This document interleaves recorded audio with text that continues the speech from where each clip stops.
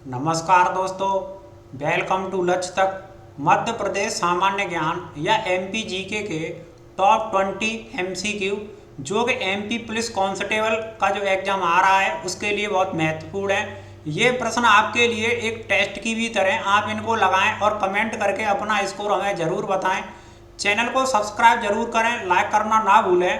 पहला प्रश्न है, मध्य प्रदेश के किस जिले में सिंहस्थ मेला आयोजित होता है? मध्य प्रदेश के किस जिले में सिंहस्थ मेला, जिसे उज्जैन कुंभ के नाम से भी जाना जाता है, इस मेले को जो 12वें वर्ष में लगता है, ये उज्जैन में आयोजित होता है। और ये कब आयोजित होता है? 12वें वर्ष में, जब बृहस्पति है वो सिंह राशि में प्रवेश करता है और मेष राशि में सूर्य का प्रवेश होता है, जब इस मेले का आयोजन होता है। और इसे उज्जैन कुंभ के नाम से भी जाना जाता है। और ये कहाँ पर आयोजित होता है? उज्जैन। चलिए आगे हम दूसरा प्रश्न देखते हैं। मध्य प्रदेश के किस जिले में सोनागिरी का जैन मंदिर है? मध्य प्रदेश के किस जिले में सोनगिरी या सोनागिरी का जैन मंदिर है? तो इसका उत्तर है ऑप्शन नंबर बी, दतिया जिला। यहाँ पर 100 से अधिक जैन मंदिर आपको मिल जाएंगे जब आप देखने जाएंगे। तो पास पास में ये मंदिर हैं और बहुत लोकप्रिय हैं, लाखों की संख्या में यहाँ पर श्रद्धालु भी देखने को आते हैं। ये दतिया जिले में, जो यूपी से या दूसरे राज्यों से दतिया देवी के दर्शन करने के लिए जाते हैं, वो सोनगिरी के जो जैन मंदिर है वहाँ भी घूम करके जरूर आते हैं। तो मध्य प्रदेश के दतिया जिले में ये मंदिर हैं। चलिए आगे हम तीसरा प्रश्न बताएंगे। विदिशा किस नदी के तट पर स्थित है? विदिशा किस नदी के तट पर स्थित है? इसका उत्तर है ऑप्शन नंबर सी, बेतवा नदी के तट पर। बेतवा नदी एक यमुना नदी की सहायक नदी है। चौथा प्रश्न देखेंगे। मध्य प्रदेश में राज्य आपदा प्रबंधन प्राधिकरण का गठन कब हुआ था? मध्य प्रदेश में राज्य आपदा प्रबंधन का प्राधिकरण कब गठित हुआ था? इसका उत्तर है ऑप्शन नंबर डी, 5 सितंबर 2007 को राज्य में आपदा प्रबंधन प्राधिकरण का गठन किया गया था। आगे हम पांचवा प्रश्न देखेंगे। निम्नलिखित में से किस प्रसिद्ध सरोद वादक का जन्म ग्वालियर में हुआ था? किस प्रसिद्ध सरोद वादक का जन्म? इसका उत्तर है option number D, Amjad Ali Khan का जन्म हुआ था ग्वालियर में। और जो पंडित रविशंकर हैं, ये संतूर के प्रसिद्ध वादक हैं, संतूर से संबंधित हैं। यहाँ पर सरोद वादक का पूछा गया, जो ग्वालियर में जन्म हुआ था, Amjad Ali Khan. Option number D इसका उत्तर होगा। चलिए आगे हम छठवां प्रश्न बताते हैं। ओरछा के चतुर्भुज मंदिर का निर्माण किसने करवाया था? ओरछा के जो चतुर्भुज मंदिर हैं, ये भगवान विष्णु को समर्पित हैं, भगवान विष्णु से संबंधित हैं। और इनका जो निर्माण कराया था वो बुंदेला राजपूतों ने इनका निर्माण कराया था। इसका उत्तर ऑप्शन नंबर बी होगा। आगे सातवां प्रश्न है। मध्य प्रदेश के किस जिले में जामनी नदी का उद्गम स्थल है? मध्य प्रदेश के किस जिले में जामनी नदी का उद्गम स्थल है? इसका उत्तर option number A, Madhya Pradesh का जो सागर है, यहाँ पर इस नदी का उद्गम स्थल है। और ये जो नदी है जामनी नदी, ये बेतवा की सहायक नदी है, इसे भी आप जरूर याद रखें। चलिए आगे हम आठवां प्रश्न देखते हैं। 2001 की जनगणना के अनुसार मध्य प्रदेश की साक्षरता दर कितनी है? मध्य प्रदेश की साक्षरता दर कितनी है 2011 की जनगणना के अनुसार? तो इसका उत्तर है ऑप्शन नंबर बी, 70.6%। 70.6% है। अगर औसत साक्षरता दर पूछी जाए, एवरेज, तो इसका उत्तर 68.5 होता। तो यहाँ पर पूछा गया है मध्य प्रदेश की साक्षरता, तो 70.6। चलिए आगे हम 9वां प्रश्न देखेंगे। बाणसागर बांध किस नदी पर स्थित है? जो बाणसागर बांध है ये किस नदी पर स्थित है? इसका उत्तर है ऑप्शन नंबर ए, सोन नदी पर स्थित है। जो बाणसागर बांध है इस सोन नदी पर स्थित है।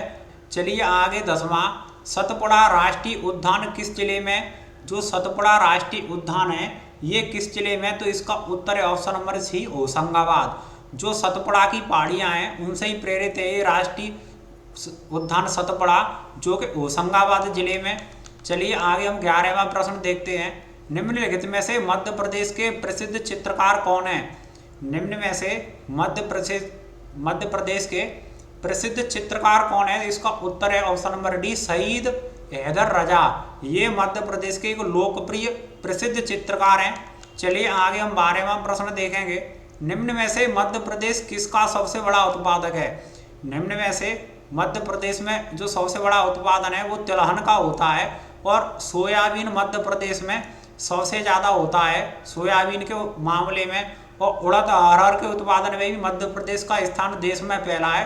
तिलहन हो गया, सरसों वगैरह इसमें तिली वगैरह भी आते हैं, सोयाबीन तो है ही।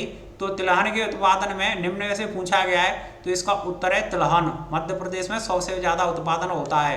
चलिए आगे हम बताते हैं 13वां, भोपाल गैस त्रासदी कब हुई थी? मोस्ट इंपोर्टेंट प्रश्न है ये। भोपाल गैस त्रासदी जो हुई थी वो दिसंबर 1984 को हुई थी।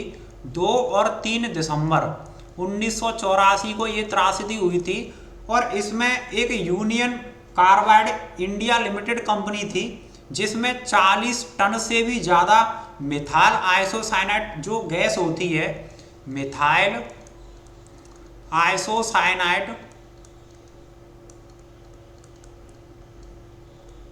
इस गैस का रिसाव होने के कारण करीब 4000 लोगों की मृत्यु तो तत्काल हो गई थी, और उसके बाद भी और इस गैस से पीड़ित देखने को मिले थे। प्रश्न है, मध्य प्रदेश से अलग होकर 2000 में किस राज्य का गठन हुआ था? मध्य प्रदेश से अलग होकर 2000 में किस राज्य का गठन हुआ? इसका उत्तर है option number B, Chhattisgarh. Chhattisgarh का गठन हुआ था। 2000 में यूपी से उत्तराखंड अलग हुआ था, यूपी से उत्तराखंड को अलग किया गया था, और मध्य प्रदेश से छत्तीसगढ़ को अलग किया गया था। चलिए आगे हम 15वां प्रश्न है, निम्नलिखित में से कौन सा सबसे पुराना ख्याल घराना है? सबसे पुराना घराना कौन सा है? तो इसका उत्तर है ऑप्शन नंबर सी, ग्वालियर घराना।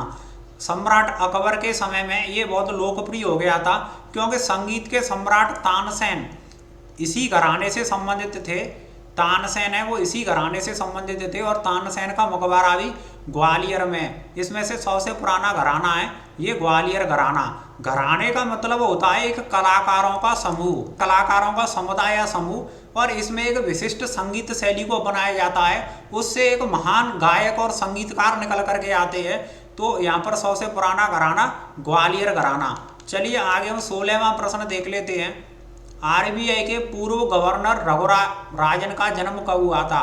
रिजर्व बैंक ऑफ इंडिया के पूर्व गवर्नर रघुराम राजन, और ये 2013 से लेकर 2016 तक देश की जो रिजर्व बैंक ऑफ इंडिया है उसके गवर्नर रहे थे, और इनका जो जन्म हुआ था इसका उत्तर है ऑप्शन नंबर सी, भोपाल से संबंधित थे, और एक बहुत बड़े अर्थशास्त्री भी थे ये जो रघुराम राजन है, ये अर्थशास्त्री थे। भोपाल में इनका जन्म हुआ था। 13 से 16 तक ये आरबीआई के गवर्नर रहे थे। चलिए आगे हम 17वां देखते हैं। मध्य प्रदेश सरकार द्वारा प्रसिद्ध तुलसी पुरस्कार किस क्षेत्र में दिया जाता है? प्रसिद्ध तुलसी पुरस्कार किस क्षेत्र में दिया जाता है? इसका उत्तर है ऑप्शन नंबर सी, लोक कला के क्षेत्र में ये प्रसिद्ध तुलसी पुरस्कार दिया जाता है। इसे भी आप जरूर याद रखें। चलिए आगे 18वां प्रश्न है, निम्न में से मध्य प्रदेश के प्रथम वित्त आयोग का कार्यकाल, निम्न में से मध्य प्रदेश के प्रथम वित्त आयोग का जो कार्यकाल है वो कितना है? इसका उत्तर है ऑप्शन नंबर बी, 1996 से 2001 को मध्य प्रदेश का प्रथम वित्त आयोग कार्यकाल माना जाता है। चलिए आगे 19वां प्रश्न, रीवा कुंड कहाँ का पर्यटन स्थल है? रीवा कुंड है ये कहाँ का पर्यटन स्थल है? इसका उत्तर है ऑप्शन नंबर डी, मांडू का। जो रीवा है, रीवा जो कुंड है वो पर्यटन मांडू का पर्यटन स्थल है। चलिए आगे हम 20वां प्रश्न देखते हैं। मध्य प्रदेश का कौन सा शहर पत्थर की नक्काशी का प्रमुख केंद्र है और ये देश में भी प्रसिद्ध है? तो पत्थर की जो सबसे प्रसिद्ध नक्काशी की जाती है वो ग्वालियर में की जाती है। मध्य प्रदेश का जो ग्वालियर शहर या जिला है ये पत्थर की नक्काशी के लिए प्रसिद्ध है। ये एमपी जीके से बनने वाले टॉप 20 प्रश्न थे। उम्मीद है जब आप एग्जाम देने जाएंगे तो इनमें से आप जरूर प्रश्न देखने को मिलेंगे जो कि आपके लिए महत्वपूर्ण और उपयोगी साबित होंगे। इसी तरह से एमपी जीके से और भी टॉपिक से बनने वाले प्रश्न की वीडियो में आपके लिए लेकर आते रहेंगे जो कि आपको सिलेक्शन दिलाने वाली साबित होगी। आप चैनल को सब्सक्राइब जरूर करें, लाइक करना ना भूलें और वीडियो को अंत तक देखने के लिए बहुत बहुत धन्यवाद।